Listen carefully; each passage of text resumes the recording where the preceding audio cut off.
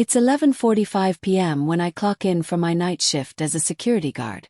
The park I've been assigned to is vast, an eerie collection of dense trees, forgotten walkways, and shadowy corners. During the day, it's a place for families to come and play. Children running around, people walking their dogs, and joggers passing by. But at night the park transforms. The noises change: rustling leaves, distant creaks of old swings moving on their own, and an occasional bark from the stray dog that roams the grounds. The park isn't normal, though. There's something deeply unsettling about it, something I couldn't quite place when I first started. My first night was just like any other. I walked the perimeter, checked the old lamp posts flickering sporadically in the wind, and made sure the gates were locked. But soon I noticed something strange: the rules. They were not what you'd expect from an ordinary park job. Simple guidelines at first: make sure no one is inside after hours, don't let anyone pass the main gate. But as the nights went on, I began to realize there were certain rules I had to follow, unspoken rules, but they became more apparent the longer I worked there. The first rule: never walk off the path. Simple enough, right? It sounded harmless at first, but as time passed, I realized it wasn't a matter of park maintenance or keeping the grass pristine. It was a warning. I remember the first time I ignored it. The night was thick with fog, and my flashlight was my only guide. I had finished my usual rounds and thought I could take a shortcut across the empty field, cutting through the dark, thick patches of trees. Seemed like the fastest route. But something felt off. My feet never hit the ground the way they should. The grass felt too soft. There was an unnatural dampness underfoot. I stopped, feeling an overwhelming urge to turn back, but that's when I heard it. Sound. Faint at first, but it grew louder. Like footsteps, but they didn't sound human. They moved in a way that didn't belong to anything natural. My heart raced as I glanced around, trying to locate the source, but there was nothing. Just shadows and trees. I could hear my breath quicken as I stumbled back onto the path, not daring to look over my shoulder. That night, I learned why I wasn't supposed to stray from the beaten path. The second rule: no one is allowed to stay after midnight. Another simple rule. I'd seen people leave before my shift started, but one night, as I was making my rounds near the playground, I noticed a figure in the distance. A man standing completely still, staring at the swings. His hands were clenched into fists, and his head tilted slightly to one side, as if he were listening for something. I approached him cautiously, trying not to startle him. "Sir, it's past midnight. You'll have to leave," I called out. He didn't respond, just stood there motionless. "Sir," I repeated, but this time there was something unsettling in my voice. Something that caught my own attention. He was too still. Too unnaturally still. I took another step forward, my boots crunching against the gravel, and that's when I heard it. A soft, almost inaudible whisper coming from the direction of the swings. It was as though someone was speaking to him, but the voice wasn't human. The man's expression didn't change, yet he turned slowly and stared at me with wide eyes, as if he was hearing something I couldn't. Before I could say anything else, his mouth opened, and he whispered something back, something in a language I couldn't understand. It wasn't until he turned and disappeared into the darkness that I realized I wasn't alone. I was never alone here. The third rule: always stay near the main building. The large, run-down security office at the front of the park was the safest place to be, according to the veteran guards. But even there I began to feel uneasy. The flickering lights, the creaky floorboards. Sometimes late at night, I could swear I heard whispering voices in the hallways, soft and indistinct, like they were coming from the walls themselves. I checked the security monitors. Everything was fine. But no matter how much I tried to dismiss it, the feeling of being watched grew. The first time it happened, I had gone outside for a smoke, needing a break from the oppressive atmosphere of the building. The night was still, but when I walked around the back corner of the office, I found a small patch of dirt that had been disturbed. Uneven, as if someone had recently dug it up and replaced the soil. But why would someone do that in a park with no one around? I couldn't shake the image of that patch of earth from my mind, and the more I thought about it, the more unsettled I became. But I had my job to do, so I pushed it aside and focused on my shift. What else could I do? That's when I noticed the footprints. Fresh, muddy tracks, leading from the disturbed patch of dirt and across the pathway. They weren't human. They didn't match the size of anyone's boots I had seen before. And they led straight into the woods. I froze, the cigarette hanging loosely from my lips as I stared at the tracks. Then, out of nowhere, a sharp, almost frantic scratching noise came from the bushes to my left. I turned quickly, heart pounding in my chest. I was sure I wasn't alone anymore. There was something out there. I could feel it. Watching me, waiting for me to make a mistake. The final rule. Never, under any circumstances, enter the woods. I didn't know the exact reason, but everyone who worked here knew better than to venture into the woods. There were old stories among the guards. Stories about people who disappeared, strange things that happened if you dared to cross the boundary. The park management didn't like to talk about it, but there was always a sense of dread about those woods. They were off limits. But one night, after weeks of hearing whispers and feeling the oppressive atmosphere press down on me, I finally decided to investigate. I had to know what was hidden in those woods. What could be so dangerous, so wrong? I was nearing the edge of the path when a cold wind suddenly swept through, sending a chill down my spine. A low, guttural sound echoed from within the trees, unlike anything I'd heard before. I hesitated, knowing I should turn back, but curiosity got the best of me. I pushed past the line of trees, and just as my foot touched the forest floor, the ground beneath me seemed to shift. The earth gave way in an unnatural way, as though the very ground itself was alive, shifting to trap me. And that's when I saw it, the thing in the woods. A shadow, no, a shape, loomed in the distance just out of the reach of my flashlight. It was massive, tall, and shifting in ways that didn't make sense. It seemed to stretch and fold, its outline too vague to be fully seen. My heart raced as I slowly backed away, but the shape kept moving, getting closer with every step. It was coming for me. I turned and ran, not daring to look back, knowing that whatever it wasn't something I could outrun. But I didn't know this park. Not completely. And the park was watching me. I stumbled back onto the path, my breath ragged in my chest. My heart hammered, and I could hear the sickening thud of my pulse in my ears. The shape, whatever it was still out there, lingering in the trees. I didn't dare to turn around. The air felt thick, oppressive, as though the very park itself was closing in on me. Every step felt heavier, like the ground beneath me was trying to suck me back into the darkness I had just escaped. I sprinted back to the security office, almost tripping over my own feet in my panic. The lights from the office were like a beacon in the oppressive night, but I knew it was no guarantee of safety. I burst through the door, locking it behind me with trembling hands. The familiar hum of the security monitors filled the air, but I couldn't focus on them. My mind kept racing, replaying the image of the shape in the woods. The shadows that stretched and folded unnaturally. I glanced at the monitors, trying to steady my breathing. Everything seemed normal. No movement on the cameras, no signs of anything out of the ordinary. But I couldn't shake the feeling that something was wrong, something I wasn't seeing. The scratching noise from earlier echoed in my mind. As I sat down, I found myself rubbing my forehead, trying to clear my thoughts. I needed to calm down. It was just a trick of the mind, I told myself. The park was large, and sometimes the wind played tricks on you.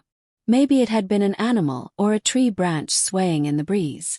But even as I tried to reason with myself, my gut told me otherwise. I checked the time, 1:30 a.m. My shift was halfway through, but something felt different. The air in the office was colder now, and it wasn't just the temperature. It was like the darkness was creeping in, curling around the walls, sinking into the corners of the room. My eyes flicked to the monitors again, and I froze. One of the cameras had gone static. Camera 7, near the southern entrance of the park, was blank, just a sea of fuzz. It had been working perfectly before. Something had tampered with it. I stood up slowly, a sense of dread creeping over me. I wasn't sure what to do, But I knew I couldn't stay in the office forever. I grabbed my flashlight and stepped back outside, the cold air immediately biting at my skin. The night seemed even darker than before, the fog thicker, like it had risen from the earth itself. My boots crunched against the gravel as I moved toward the entrance, and I couldn't help but glance over my shoulder every few seconds. I could feel the eyes of the park on me, an invisible weight on my back pressing down on me. As I reached the southern entrance, the fog seemed to grow thicker. My flashlight barely cut through the haze. I approached the gate slowly, feeling my heart rate spike again. The camera 7, was situated above the entrance, just above the sign with the park's name. But the fog swirled around it, almost as if it was trying to conceal something. The camera was still static, as though frozen in time. That's when I heard it again, scratching this time closer. I spun around, my flashlight trembling in my grip, but there was nothing in sight. Just the shadows stretching like long, dark fingers.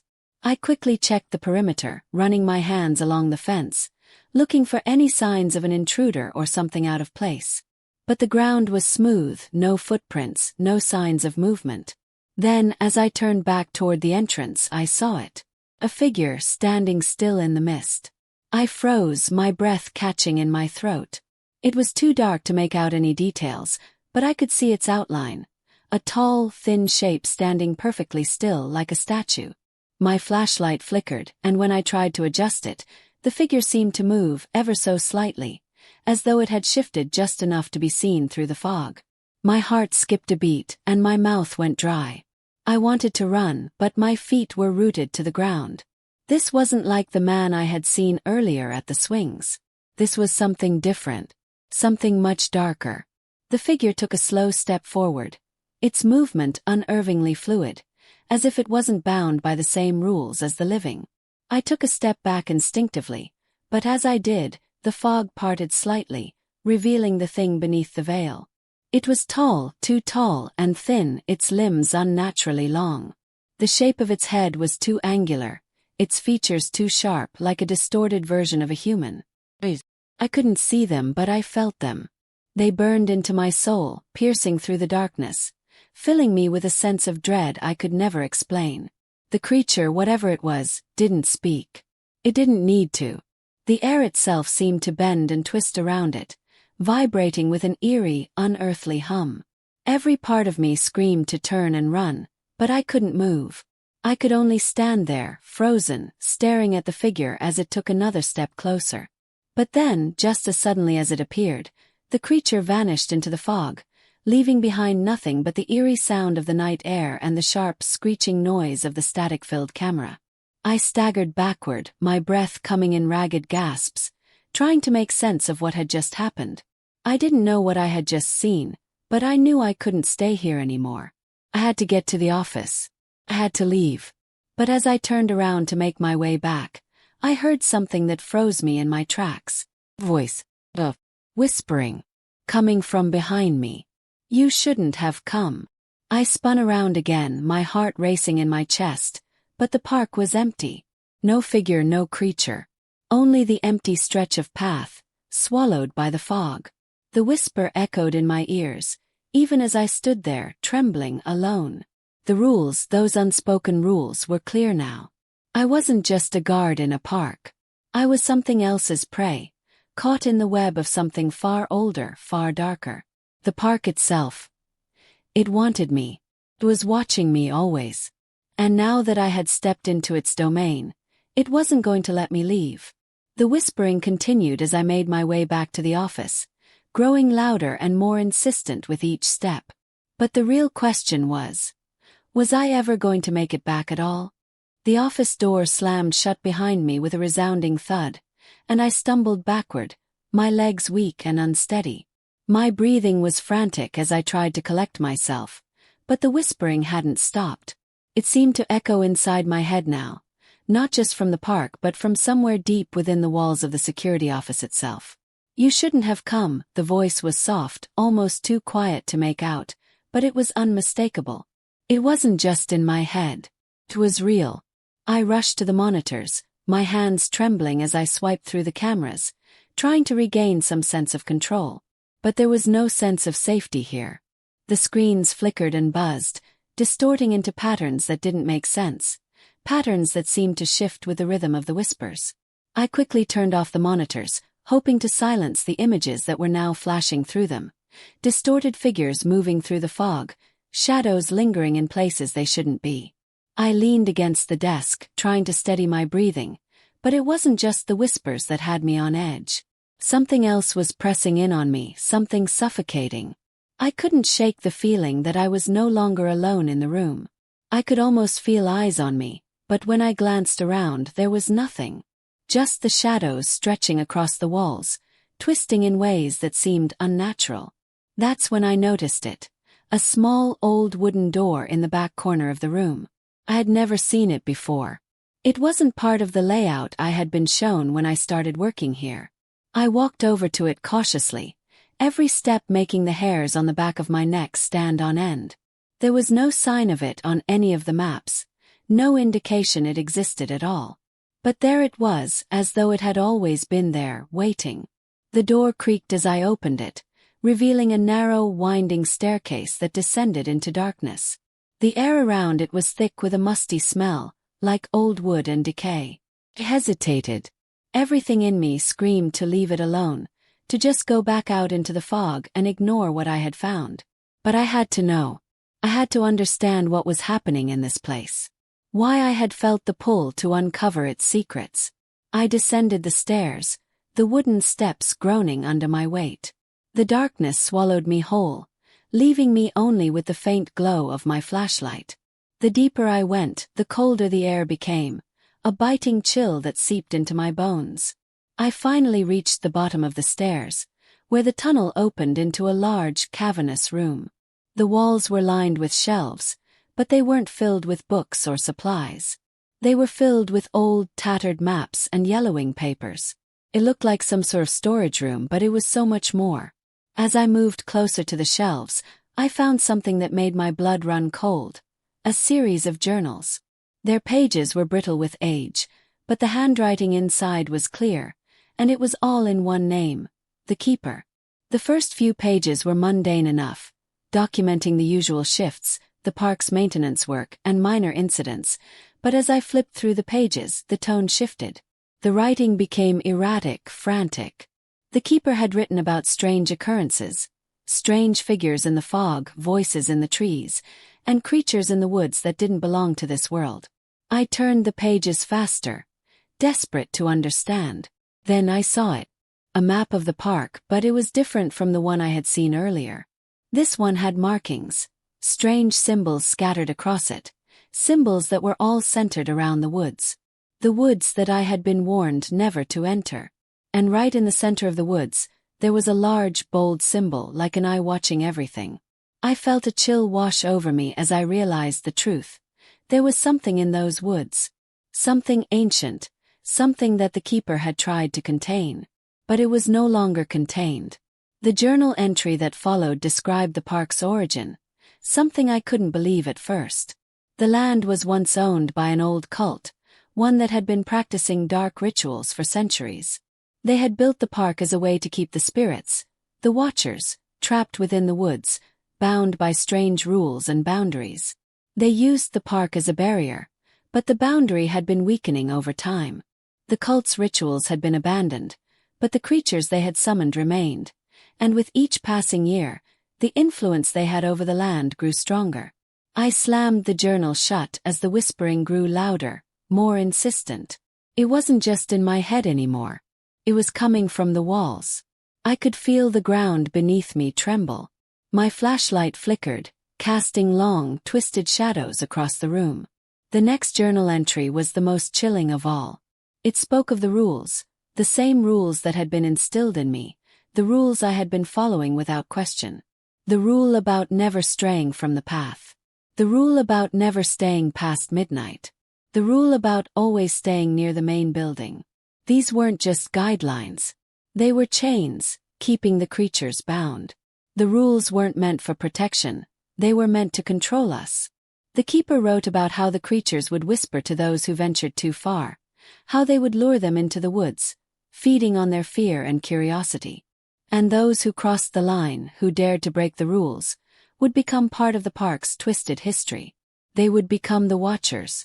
The park would claim them, turning them into shadows in the fog, forces that kept the cycle going. There was no escape. Only those who worked the night shift, those who followed the rules, were safe from being taken. I dropped the journal as a heavy, guttural sound came from above, something dragging itself across the floor. I knew what it was. I knew it was coming for me. The air in the room was thick with tension, and I could feel the presence of something dark, something ancient, closing in on me. I ran back up the stairs, my mind racing, but the moment I reached the top, I was greeted by a sight that made my blood freeze. The door I had entered through was gone. There was nothing but a solid wall, the doorway sealed as if it had never existed. The room behind me, the tunnel, the journals, they were all gone. I was trapped. I didn't know how much time had passed, but I felt a cold hand brush my shoulder, and that's when I heard it again, clear as day. You shouldn't have come. I turned around, my heart pounding, and the thing was there, a figure twisted and wrong looming in the fog watching. And I realized then, with a bone-chilling certainty, I wasn't supposed to know the truth. I was never supposed to escape. The room felt suffocating, the walls closing in around me as I struggled to catch my breath. I could hear the faintest whispers now, just beyond my comprehension, like a song sung by 1,000 voices in unison. My heart thudded in my chest, and I didn't dare to move. The figure in front of me, the one I had seen in the fog earlier, was still there, but it was different now. It wasn't just standing, it was watching, its glowing eyes piercing through the darkness. Its limbs were unnaturally long, folding and bending in grotesque, unnatural angles, like a marionette with tangled strings. The air around it shimmered, rippling as though reality itself couldn't fully contain its form. I staggered back, my legs unsteady, panic rising in my throat. I knew I had to escape, but there was no way out. The door was sealed, the windows unbreakable. The entire room seemed to be shifting, twisting in a way that defied logic. The creature, or whatever it was, didn't move toward me. Instead, it just stood there, observing me with an eerie stillness, as though it was savoring my terror. The whispers grew louder, surrounding me, flooding my mind with cold, empty thoughts. You shouldn't have come. The words weren't just coming from the figure now. They were coming from everywhere, from the walls, from the floor, from the very air I breathed. The entire park was alive with them, its presence pressing down on me, making it impossible to think, to act. I tried to scream, to call for help, but no sound escaped my mouth. I couldn't even move, frozen in place by the sheer weight of the atmosphere around me. The creature raised one long, clawed hand and pointed directly at me, its fingers trembling slightly.